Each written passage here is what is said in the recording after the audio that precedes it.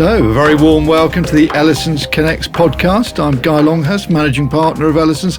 Delighted to be here today with... I'm Lizzie Furman, the Chief Operating Officer at Ellisons. Excellent. And we've been charged, Lizzie, with talking about a little bit about the firm and its values and the work we've done together recently to develop that. So I'll let you kick off. Exciting. Well, I'm going to ask you a question, Guy, actually. I'm going to put you on the spot to start off with. So can you just describe for us a little bit, if someone's never heard of Ellisons before, how would you really put across to them what it's like?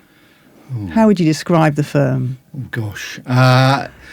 That's a bad start, isn't it? Yeah. It's really good. Ellisons is we're very fortunate to work for a firm that's 260 plus years old, established in 1764 in Colchester. So we've got a very long history and tradition, and we are now almost 300 people based in offices, 5 offices in Essex and Suffolk. And we have a values-based culture, firmly focused on our clients and colleagues, delivering all legal services really that you would expect, save for crime, as we're firmly of the view that crime doesn't pay. So I suppose that is in essence how I would summarise Ellisons, but also the fact that it's very community focused. Yeah. I joined the firm 30 years ago when our head office was Colchester at that time. It's always been in Colchester, and we had offices in Harwich and Frinton then. Yeah. But it's very, very much a family feel. So that's pretty much how I'd summarise it. Yeah, and I'd agree with that as well, actually, because I've obviously been here a lot less time than you have. 6 years next week, I think. Yeah, 6 years next week. Wow. Yeah. So, and I think what attracted me to it was how different it is in terms of that focus. So you've got an image, just almost a stereotypical image in your head in terms of what a law firm might be like, the corporate image, if you like. And it's just not that at all in a very, very positive way. As you say, the community based drive that people have, but also just the spirit of the firm. And I know that might sound a little bit cheesy, but it is. It's a friendly firm. It's a family orientated firm. It's got a different feel to it. But I guess what we're going to try and talk about today is what that means. How have we defined ourselves? How have we made ourselves a little bit different? And we've done that with the culture and the values, haven't we? I think so. And just to comment again on that history point, and that I think, and as you say, I think you're right, it always feels uncomfortable talking about yourself or your own business in many ways, and lots of law firms, professional service firms, talk about what makes them different, and they say exactly the same thing. But ultimately, I do think that the history of the firm, the fact that we've been so long established in Colchester and North Essex, 1764, and that the nature of a law firm partnership is such that you do have people who stay with the firm for a long time. Retention rates, colleague and partner retention rates, which we'll come on to in more detail, have always been really strong, which meant that you've naturally had a link to the past. And when I joined the firm, there were partners there, who were coming towards the end of their career, who could remember the partners, David Papillon, who'd basically been the architect of the firm post the Second World War and driven it to being a leading firm in Colchester and North Essex. So I was immediately talk about David Papillon. I've never met David Papillon. David Papillon would have remembered and worked with Mr. Ellison and Mr. Keeble and Mr. Mason. So you keep linking back, and I think that tradition, and whilst we have to be careful, I remember a good friend and managing partner of a law firm in Ireland saying that a client once shot him down when he started a pitch by talking about the history of the firm, and the client said, "I'm not interested about your history, I'm interested in what you can do for us." But actually, in terms of our culture and our values and who we are, I think it very much is relevant and creates that family feeling that wouldn't otherwise be there in Ellisons, and is one of those ingredients in the cheese.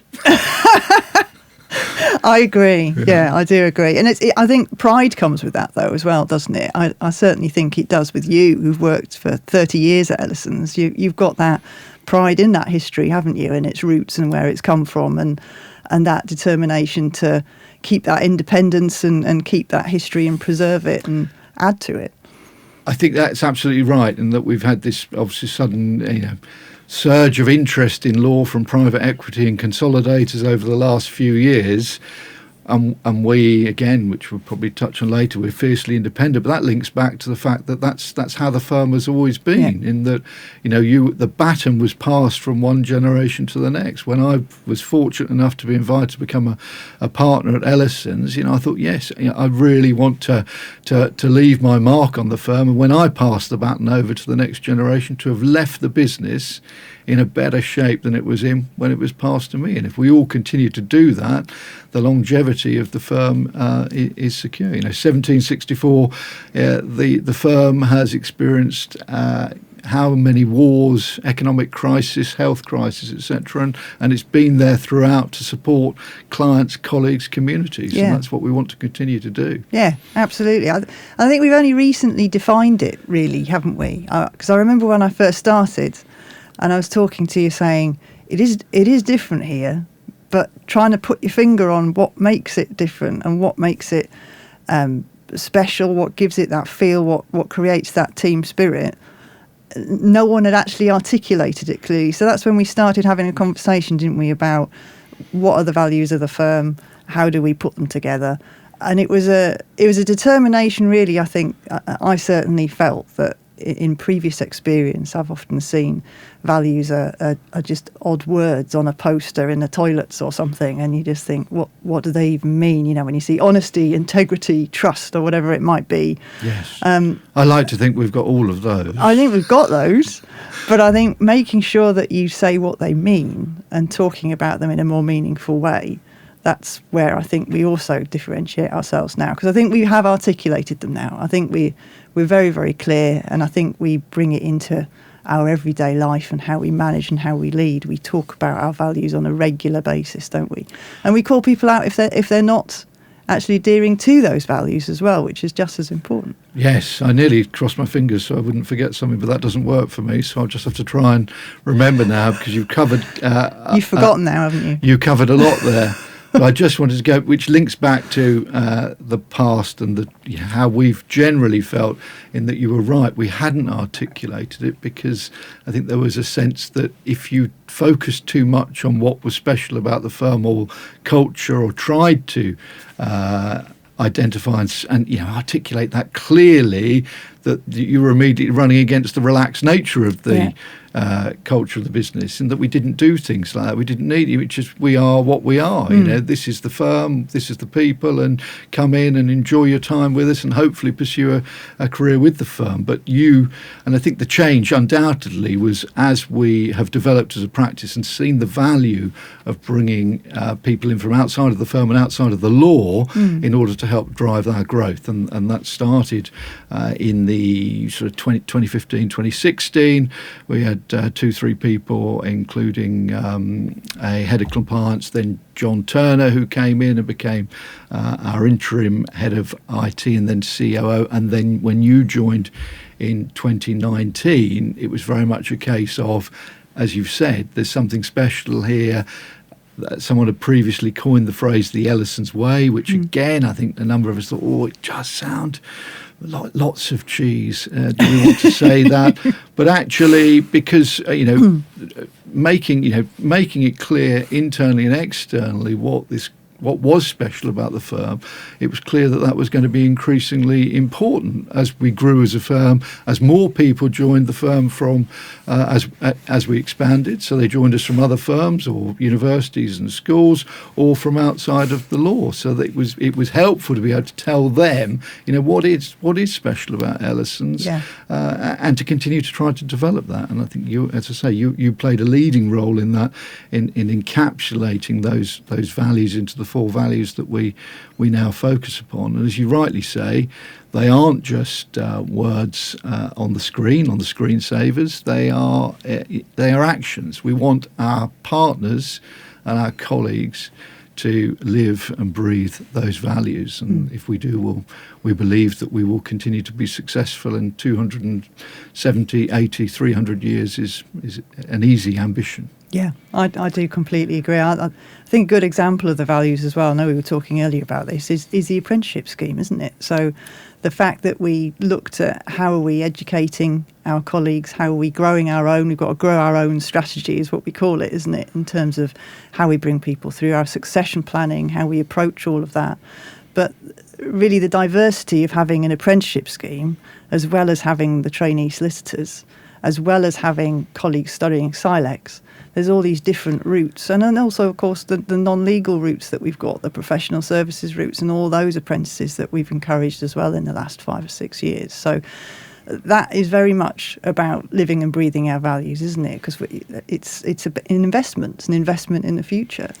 And again, I think the great thing was the firm had displayed a commitment to that for as long as I can remember. Partners, the senior partner Peter Powell joined the firm at the age of 16, I believe, and went into the post and went on to qualify and be one of the leading commercial property practitioners in the area, and a solicitor and a senior partner of Ellison and Co. And a number of partners chose the legal executive route, and colleagues as well, studying in their own time.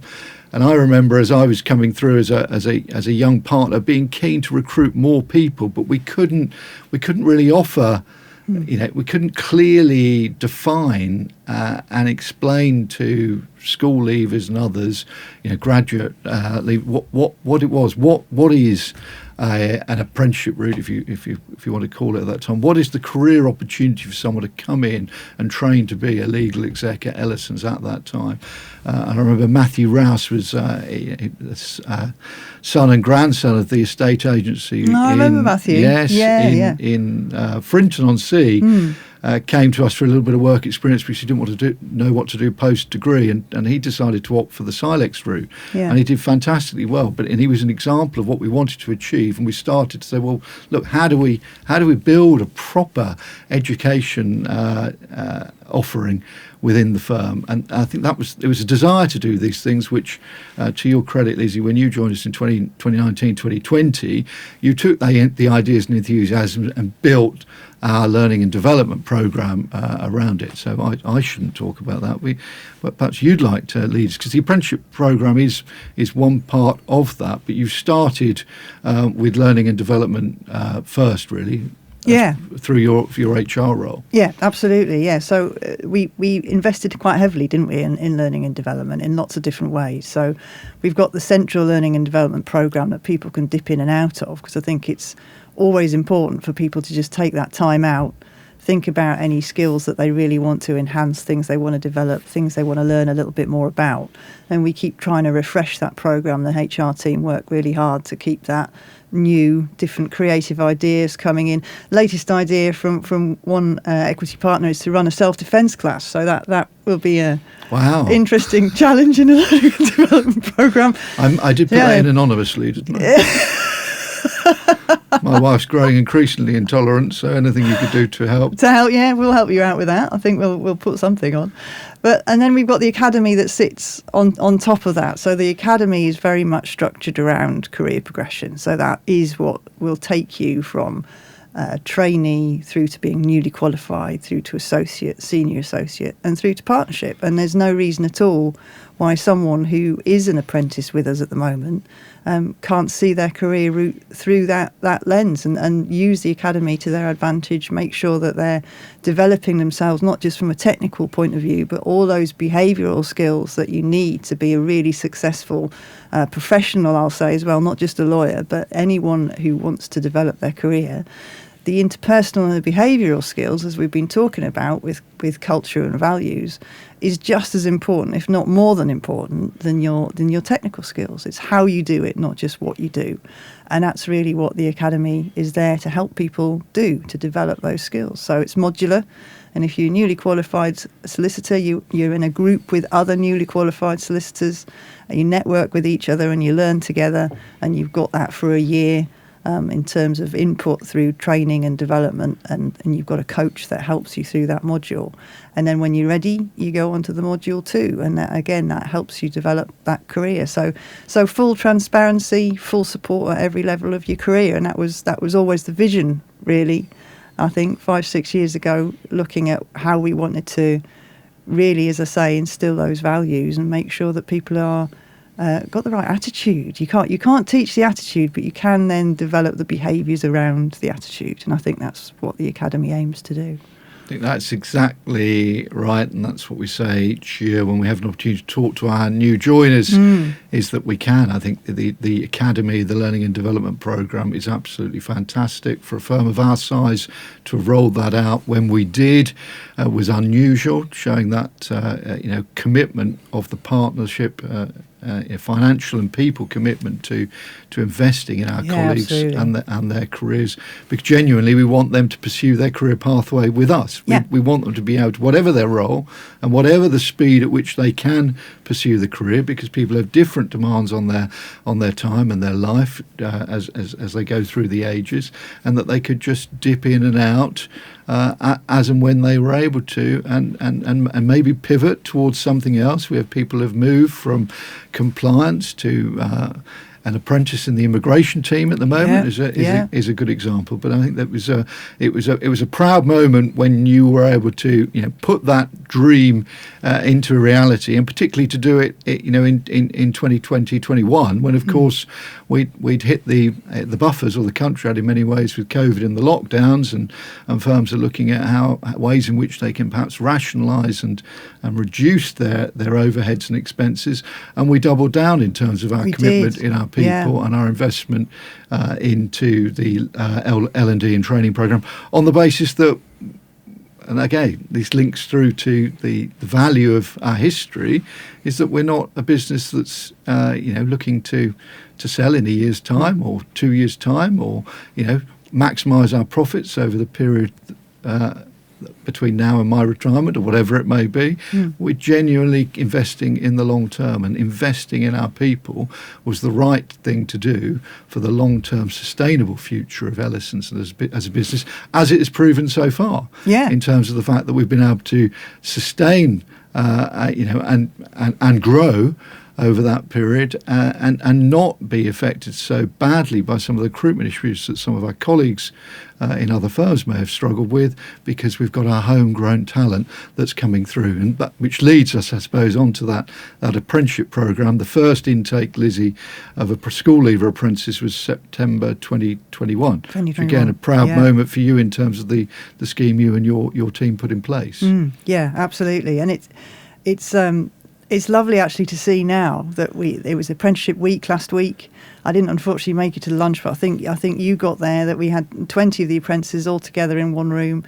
But even now, when I see them around the firm, when they joined us, they were 18, and now suddenly they're grown up. I'm going to sound like an old woman now, but they are, and it's great to see those guys really flourishing and they develop their confidence as well as their technical skills as a lawyer, and it's a great thing to see, isn't it? It's just all part again of the culture of the firm. It absolutely is, and I agree with you that they've gone from school leavers. I remember saying, wow, we're so impressed that you get up in the morning and turn up for work 5 days a week.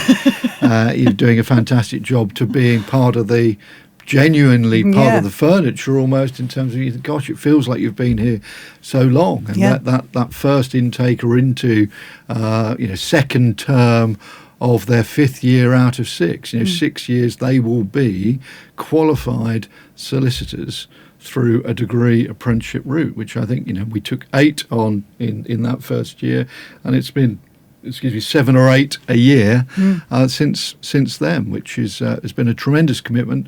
And again, we needed that L&D team and the HR team in order to make that happen. Yeah, absolutely. And again, as I say, it's the how they go around about their jobs, not just the technical aspects of it. I saw an apprentice with a client the other day in reception, and just watching how they dealt with that client was really rewarding. It was someone who was in about a probate. It was obviously a sensitive matter. There was lots of empathy there. There was lots of looking after that client, making sure that they were comfortable. just everything about how they were approaching that situation was absolutely spot on. And that's the bit actually that you can be just as proud of as someone becoming qualified, in terms of how they've put that client first, how they treated that client, the service that they offered. You do feel proud when you see things like that, don't you? And I think the advantage as well for us in that they are trained by us. We've talked about the culture, the values. They've worked in that environment from the off.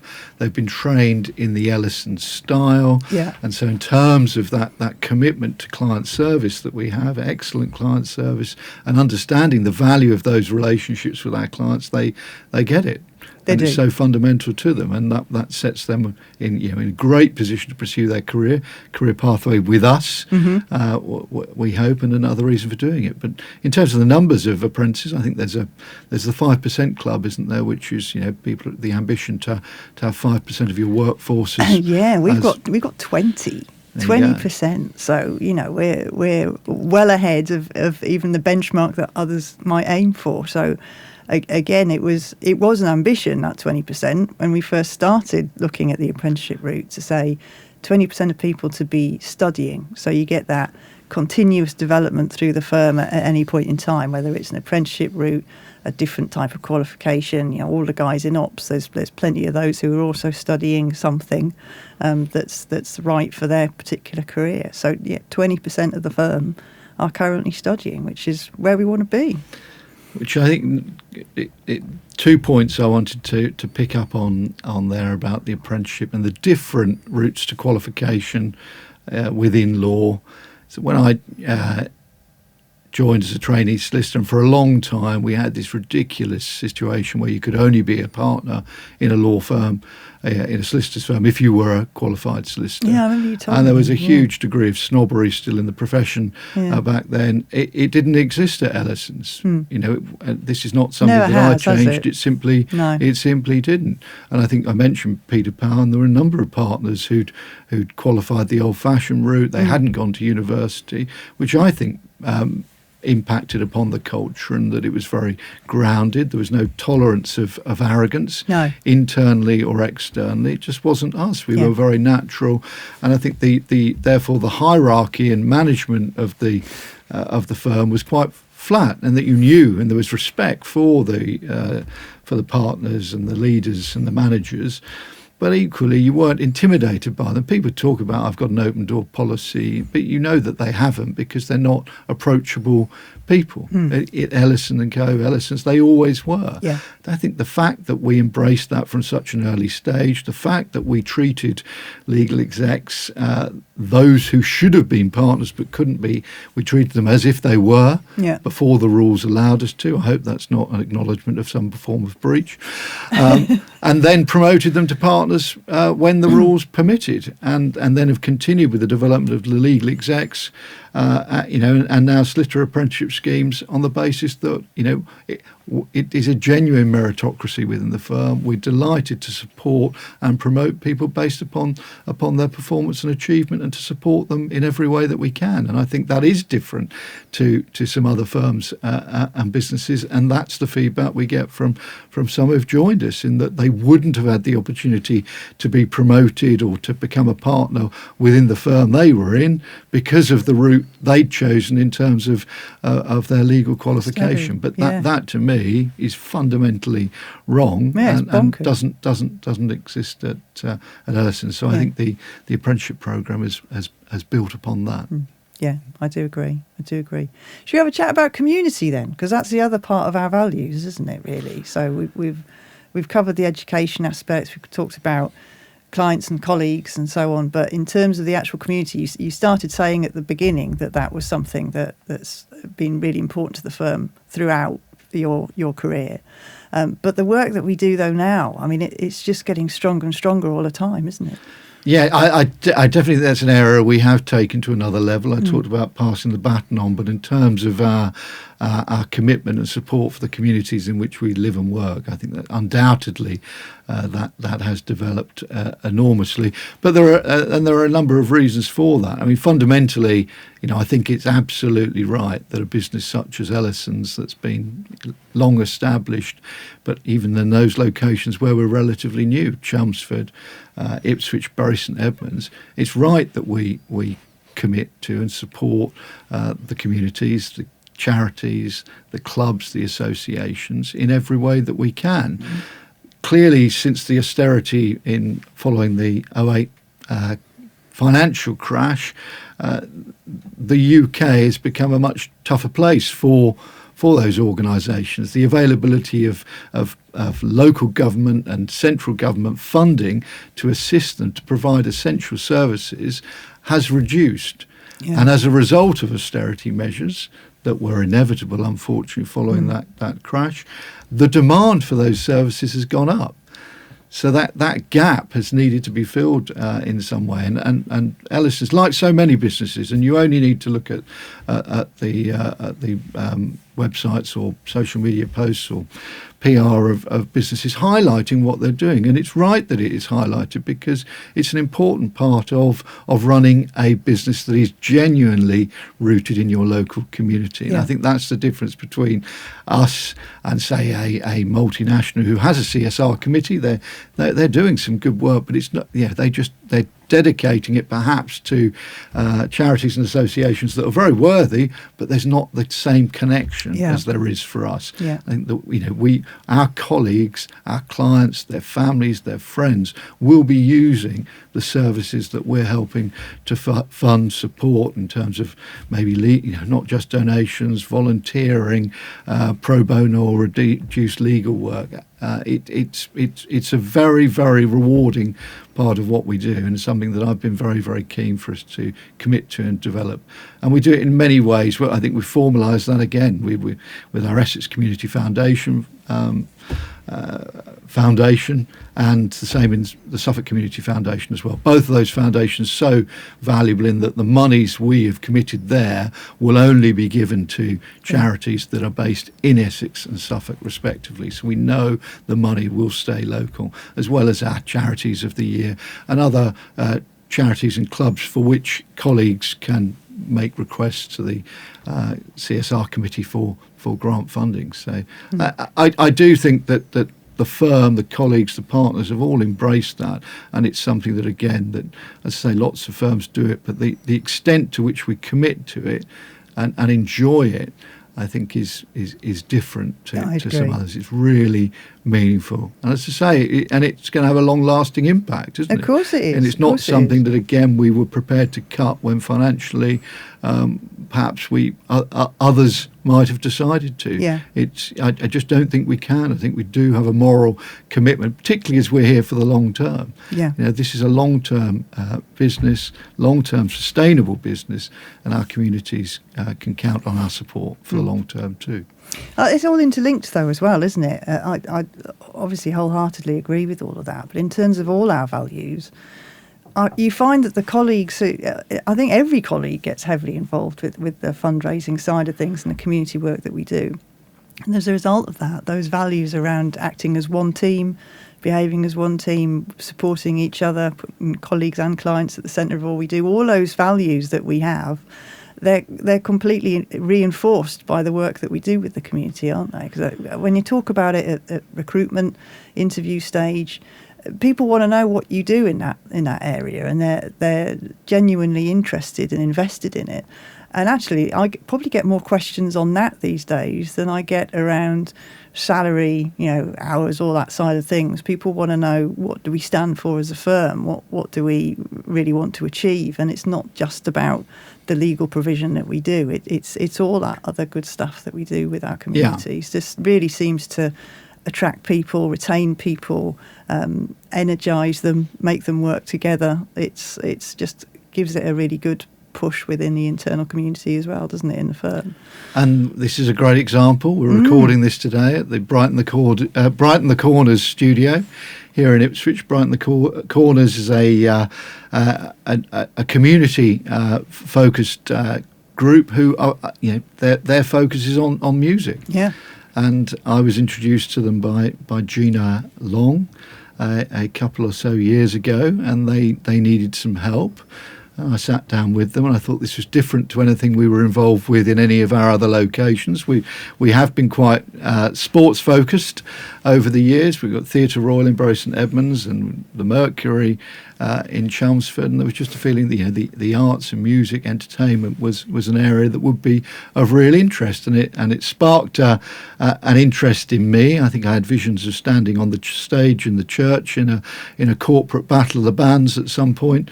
I'm not sure why I would be there, because I have no talent of any type, either singing or playing a musical instrument, but there would surely be a role for me. If Bez can do it, I could do it.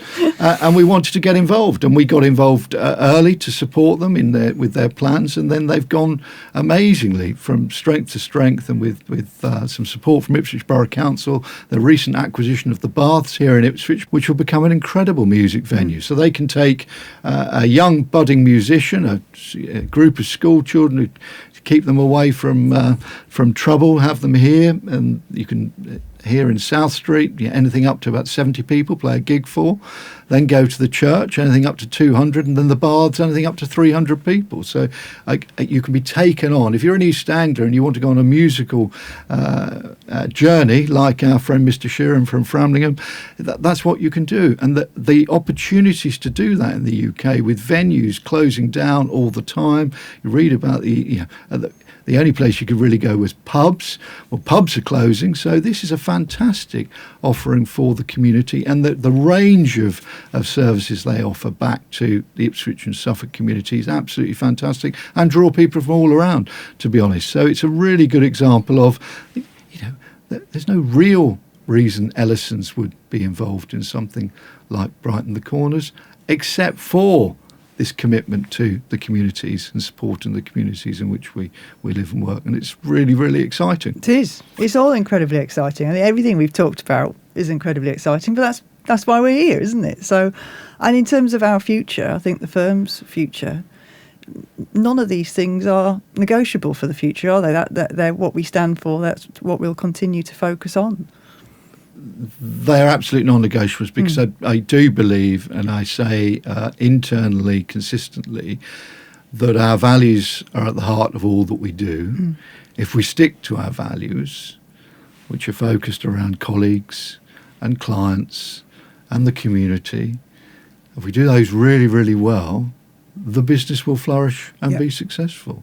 And that's why, if we keep anchoring our colleagues and our partners upon those, not setting meaningless financial targets of we're going to be an X million pound turnover firm in however many years, or we'll be a top whatever listed firm, and awards or whatever it may be, but anchor them to those values, and ensure that the behaviours follow the values. As we all know, it's absolutely worthless that if you have people in a leadership position within the business and they talk about values, if they then don't behave in a way that's consistent with them, it's absolutely hopeless. So hence our real drive to get a commitment and buy-in from everybody within the business to observing those values. And it makes it easy, really, to when we're making decisions and making plans, we just you refer back. You do. So where does that fit with?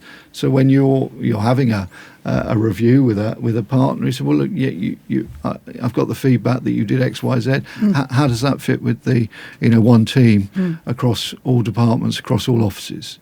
It makes it does it make much it simpler. easy. Yeah. And it is a simple business, as I consistently you say. always say it's a simple business, and you're absolutely right. It is a simple business. Yeah. I think is that.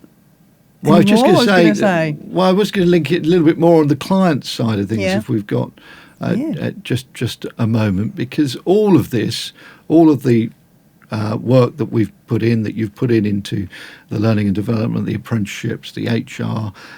It's all about having an excellent team to deliver excellent client service. It is. I think I was chatting to you on the way here today. My father was a sole practitioner in Bury St Edmunds, and my mother worked very closely with him. She was really the driving force. As someone once says to me, behind every successful man, there's a strong woman. Behind every unsuccessful man, there's at least two. But our family team is doing exceptionally well. But they as a team, the key thing for them both was that they focused on their clients. Yeah. And that I knew from my father's perspective that he cherished every client that he won. He wanted to make sure he did the best possible job. We talked about this from a colleague perspective and wanting them to stay and have a career pathway with us. And absolutely the same goes for clients at Ellisons. You know, I'm fortunate to have been with the firm for 30 years. I've acted for the grandfathers and great-grandfathers of some of our current clients. But there's not many firms that can say that. I don't. Well, they may, but I'm not sure that they still cherish and value and think and know that that's their core market. Yeah. We really do. We know that the families and the family-owned businesses of Essex and Suffolk really is. This is an area dominated by family businesses, by SMEs, by people that value a relationship. So we want to be their trusted advisor. We want them to phone us as their first port of call. You know, I'm thinking of doing this. Can you give me a steer? But also to know that when they make that first approach, that there's not a timer running immediately and a bill going to follow. That we are there, standing shoulder to shoulder with them for the long term. To help, yeah. I think that is key. That going back, keep linking back. So I wouldn't keep referring back to 1764, but that's the strap line, isn't it? You know, experts in law since 1764. The fact that we value the clients for the long term is really relevant to where we are now and where we hope to be for the future. Absolutely. I think if we keep that steely focus on delivering excellent service and building a team. You know, the team that we've put in place now, we've got greater strength in depth and breadth of legal services than ever before. A great example, a partner in the Chelmsford office, recent referral to him was for a client who needed some lifetime planning. So easy. We help them with their wills and their powers of attorney, some gifts and trusts with the next generation above. But immediately a door was opened into their business. They needed some employment advice. The head of banking and private credit, Phil Slater, was wheeled in because they need to look at some restructuring. The corporate team. You think this is fantastic. We've got that excellence across so many departments that you can refer internally with complete confidence, which is a fantastic position for us all to be in, because you Lizzie, your HR background, your involvement in the local business community, you know that when you're sitting around a table that you will have someone in your team at Ellisons who will be able to assist, but not only that they can do the legal work, that's a given. They will do it in a way and develop a relationship that the client will appreciate. They will feel valued. Yes, and absolutely. I don't think that always happens. I think increasingly people feel frustrated that their business, particularly the internet's been fantastic, but have you got a genuine relationship? And I do think with AI and the way in which that develops, that personal relationship with our clients, ensuring that they understand how valuable they are to us and how valued that relationship is for the long term, will stand us in good stead. Well, it's only going to become more and more critical, isn't it, in the AI background? I won't start talking too much about AI, but I am conscious that those relationships will become more valuable, more important, not just to the firm, but to the wider business community, because you're similar to me. It's also the network that you work within in terms of all those partners that we've got out there, business partners in accountancy firms, even other law firms, IFAs, all these other businesses that we work with, so that when a client comes to us, you know that actually they're getting access to a great many quality people who can help them with whatever problem that they've got inside the firm and outside the firm, because we've got those relationships, because that's the Ellisons way to develop those kinds of networks and make good use of them for the client. Absolutely. I was away last week, as I occasionally am these days. Only every now and some then. people who know me well might be saying you're away more than you're in. Skiing but that's really again. Skiing again, but not really skiing. I was just visiting my daughter. Family's very important. And but I there were two great examples of a friend who's an accountant contacted me. They had a client who needed some assistance with an employment matter, and John Inslee, our head of employment, straight onto it. And they immediately, there's a potential sale of that business down the line as well. So my corporate head of corporate, Paul Forsyth, was involved as well, and I got a warm glow. Knowing he's looked in the after. cold, that they've been really, and that they're really secure that they are going to get an Ellisons experience from the team. And similarly, there were a couple of other examples that came up because the clients call you and they need the help, and we're delighted to be able to assist. And from my perspective, when my time at Ellisons and the baton is handed over, my hope and belief is that when I'm retired and hopefully living to a good old age locally, that I can see that the next generation of the clients that I've looked after are being looked after by Ellisons in the same way, and that the business, the partners, the colleagues have taken it even further from strength to strength. Absolutely. It's our job to make sure that happens, isn't it? Well, that's one of our jobs. There seems to be a lot of jobs. There's a lot of jobs, it's true. One of our jobs is to make sure that happens. You wanted to say the last line. No, I won't take it from you. Okay. You deserve it. All right. Well, I've enjoyed that, Guy. It's been nice to have a conversation on a Tuesday morning, isn't it? Thank you for listening. Any additional guides and insights we've mentioned today will be available on our website. We hope you found this episode insightful. If you would like to discuss anything further on this subject, then please do get in touch via our website, www.ellisonsolicitors.com. Please don't forget to subscribe to our podcast and follow us on our social channels to keep up to date with the latest news and insights. Any information shared on this podcast was accurate at the time of recording. However, we advise speaking to your usual Ellisons advisor to make sure there hasn't been any changes since. Thank you very much to Punch Studios for producing this podcast series.